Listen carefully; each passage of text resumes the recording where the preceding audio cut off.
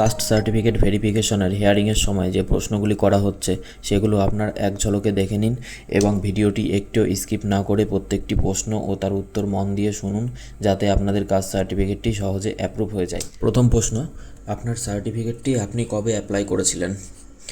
যদি এটি আপনার মনে না থাকে তাহলে আপনার কাছে অ্যাপ্লাই করার যে ফর্মটি রয়েছে সেই ফর্মে কিন্তু অ্যাকনলেজমেন্টে আপনার ডেট দেওয়া আছে, এবং তাও যদি মনে না থাকে এটি কিন্তু অনলাইনের মাধ্যমে অ্যাপ্লিকেশন নম্বর এবং অ্যাপ্লিকেশনটি কবে করা হয়েছিল তার ডেট কিন্তু দেখা যায়, যার একটি টিউটোরিয়াল ভিডিও এই ভিডিওটির লাস্টে অ্যাটাচ করা থাকবে।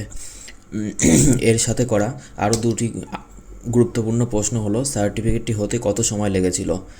আপনার সার্টিফিকেটটি অ্যাপ্লাই করার ডেট এবং অ্যাপ্রুভ হওয়ার ডেটের মাঝে সময়সীমাটা এখানে জানতে চাইবে, যেটি কিন্তু আপনারা লাস্টের ভিডিও টিউটোরিয়ালের মাধ্যমেই দেখতে পাবেন।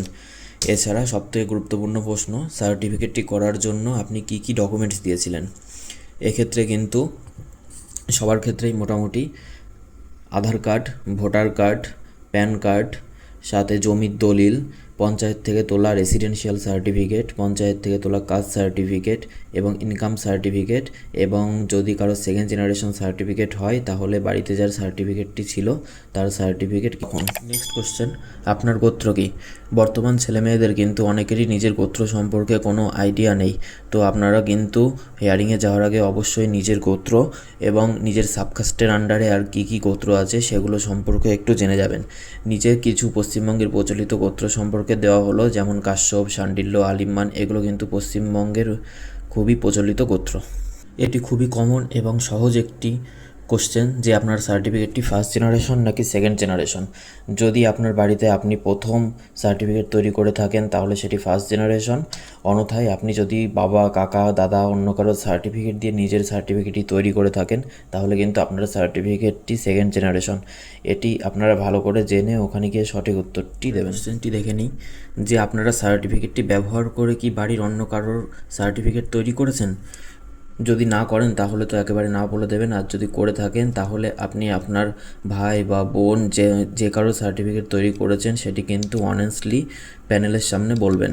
এবং পরের একটি প্রশ্ন, সেটি হলো সার্টিফিকেটটি আপনি কোথায় কোথায় ব্যবহার করেছেন? এটি কিন্তু খুবই ভাইটাল একটি কোশ্চেন। এই সার্টিফিকেট, কাস্ট সার্টিফিকেট কিন্তু বিভিন্ন জায়গায় ব্যবহার করা যায়, যেমন স্কুলের স্কলারশিপ পাওয়ার ক্ষেত্রে, তারপরে হায়ার স্টাডিজের ক্ষেত্রে বা জব পাওয়ার ক্ষেত্রে। তো আপনারা কিন্তু এই কোশ্চেনের উত্তরটি খুব ট্যাক্টফুলি দেবেন। এই কোশ্চেনগুলোই কিন্তু প্যানেলে ঘুরিয়ে ফিরিয়ে জিজ্ঞাসা করা হচ্ছে, আপনারা কিন্তু খুব ভেবে চিনতে এই কোশ্চেনগুলির অ্যান্সার দেবেন। এবার আসি সেই টিউটোরিয়াল ভিডিও যেটাতে আপনি আপনার অ্যাপ্লিকেশন নাম্বার এবং অ্যাপ্লিকেশন কবে সাবমিট করেছিলেন এবং অ্যাপ্লিকেশন কবে অ্যাপ্রুভ হয়েছিল সেটি আপনি দেখতে পাবেন। তার জন্য আপনারা আপনাদের ক্রোম ব্রাউজারে এসে সার্চ করবেন WP কাস্ট সার্টিফিকেট, তারপরে প্রথম যে ওয়েবসাইটটি আছে castcertificate.wp.gov.in, এটির ওপরে ক্লিক করবেন। তারপরে আপনাদের যদি SC/ST সার্টিফিকেট হয় তাহলে এখানে ক্লিক করে চেক সার্টিফিকেটে যাবেন, এবং OBC সার্টিফিকেট হলে OBCর ওপরে ক্লিক করে চেক সার্টিফিকেটে ক্লিক করবেন। তারপরে ফার্স্ট বক্সে আপনার নাম বা কাস্ট সার্টিফিকেট নাম্বারটি দেবেন, এবং কাস্ট সার্টিফিকেটের সবার ওপরে ডান দিকে যে ডেটটি দেওয়া আছে সেই ডেটটি এখানে দেবেন, দিয়ে সার্চ বাটনে ক্লিক করবেন। নিচের বক্সে কিন্তু আপনারা দেখতে পাচ্ছেন আপনার কাস্ট সার্টিফিকেট নাম্বারের নিচে দেওয়া আছে অ্যাপ্লিকেশন আইডি, এবং অ্যাপ্লিকেশন আইডি কবে করা হয়েছিল সেই ডেট। এই ডেটেই কিন্তু আপনার সার্টিফিকেটটি প্রথম অ্যাপ্লাই করা হয়েছিল, এবং যে ডেটে আপনি আপনার সার্টিফিকেটটি পেয়েছেন, সার্টিফিকেটে যে ডেটটি দেওয়া আছে সেটি হলো আপনার সার্টিফিকেট ইস্যুড ডেট।